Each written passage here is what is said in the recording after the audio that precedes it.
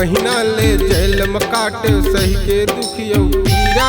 चंदा बरोबर चमकत रही है मोर सतनामी भैया।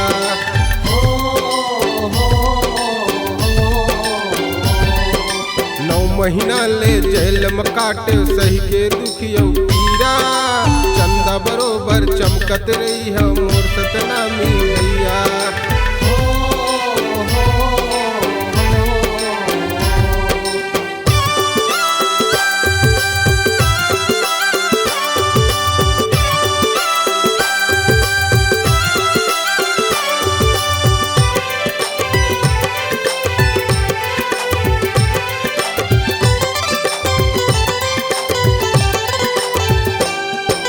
छत्तीसगढ़ के नेता मंत्री पकड़ न सके चारों पीला।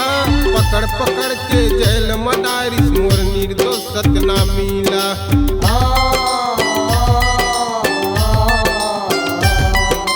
छत्तीसगढ़ के नेता मंत्री पकड़ न सके चारों पीला।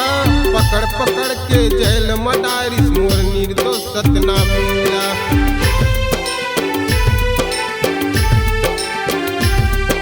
9 महीना ले जेल में काट सही के दुखियो पीरा। चंदा बरोबर चमकत रही है मोर सतनामी भैया।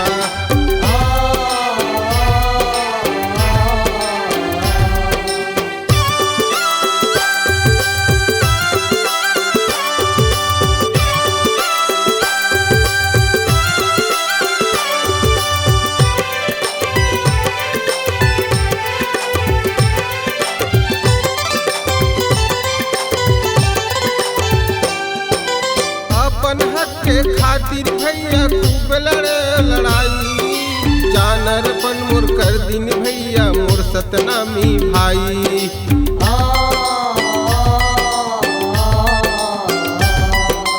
अपन हक के खातिर भैया खूब लड़ी लड़ाई।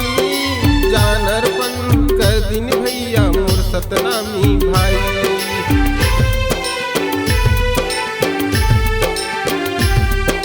9 महीना ले जेल में काट सही के दुखियो पीरा।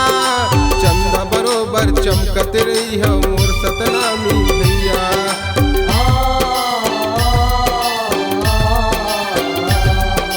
9 महीना ले जेल में काट सही के दुखियो पीरा।